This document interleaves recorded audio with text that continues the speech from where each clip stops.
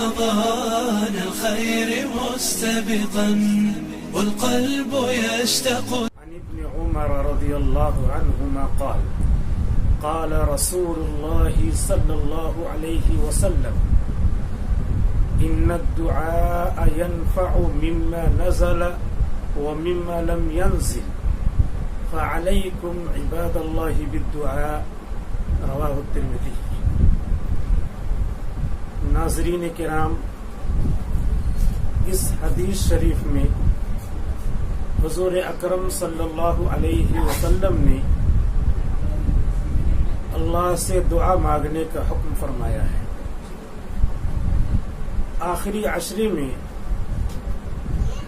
جہنم کی آگ سے خلاصی پر خاص طور پہ زور دیا گیا ہے کہ بندہ جہنم کی آگ سے خلاصی کی دعا مانگے. حضور اکرم صلی اللہ علیہ وسلم کی حدیث حضرت عبداللہ ابن عمر رضی اللہ عنہما نقل کرتے ہیں کہ دعا کا ہر طرح سے نفع ہے. اس مصیبت کے حوالے سے بھی دعا نفع دیتی ہے جو مصیبت آ پہنچی ہے، جس مصیبت میں آدمی گرفتار ہو چکا ہے، اور اس مصیبت کے حوالے سے بھی دعا نفع دیتی ہے جو ابھی آئی نہیں لیکن آ سکتی ہے. تو اللہ کے رسول نے فرمایا تو اے اللہ کے بندو، دعاؤں کا اہتمام کرو.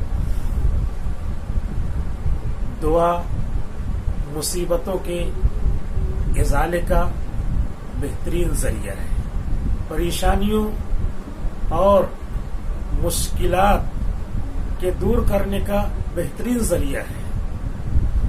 شریعت میں دو ذریعے بیان کیے گئے ہیں، ایک نظر آنے والے، دوسرے نہ نظر آنے والے. بیماری آتی ہے، اس کے دور کرنے کا ذریعہ دوائیں ہیں.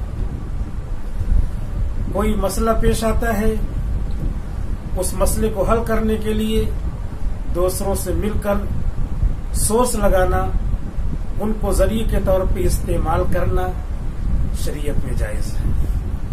اور دوسرا ذریعہ ہے اللہ سے مانگنا. دونوں ذریعوں میں اللہ سے مانگنا، جس کو دعا کہتے ہیں، اس کا درجہ بڑھا ہوا ہے. لیکن ہم مسلمان جن کا کام ہے اللہ کے حکموں کے سامنے سر جھکا دینا، ہم نے ترتیب الٹ دی ہے.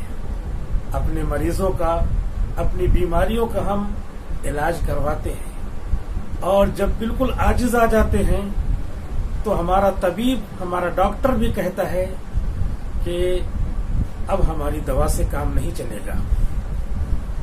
دعا کرو، اللہ سے کہو کہ ہمارے بیمار کو شفا دے دے.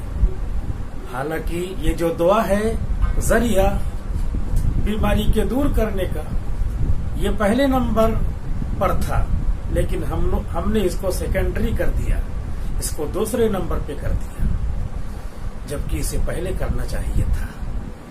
تو دعائیں مانگنے کا اہتمام ہونا چاہیے، اور دعا مانگنے کے لیے کوئی وقت متعین نہیں ہے.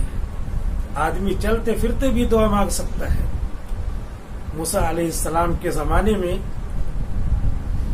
ایک آدمی کی وجہ سے بارش نہیں ہو رہی تھی. موسیٰ علیہ السلام نے اپنے مجمع میں اعلان کیا کہ اسی مجمع میں کوئی ہے جس کی وجہ سے بارش نہیں ہو رہی ہے. اللہ نے کہا ہے کہ جب تک مجمع میں سے اس کو نہیں نکالو گے بارش نہیں ہوگی. موسیٰ علیہ السلام نے اعلان کیا، کوئی وہاں سے گیا نہیں. تھوڑی دیر کے بعد بارش ہونے لگی.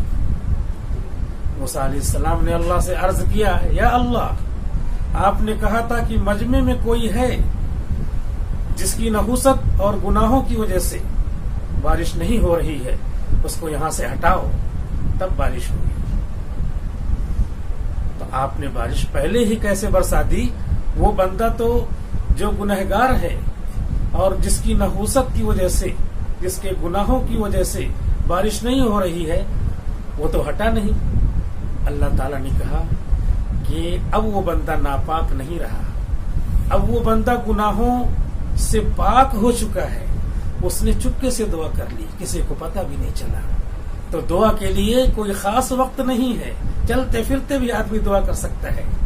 ڈاکٹر عبدالحی عارفی کہتے ہیں کہ متقی اور پارسا بننے کے لیے سب سے اچھا طریقہ یہ ہے کہ آدمی اپنے ہر کام سے پہلے اللہ سے دعا کر لے کہ اللہ میرا یہ کام بنا دے، تو آدمی متقی بن جائے گا. آئیے اللہ سے لو لگائیں اور دعائیں کرنا سیکھیں، اور ہر وقت اپنی ضرورت کو اللہ ہی کے سامنے رکھیں. السلام علیکم ورحمۃ اللہ وبرکاتہ.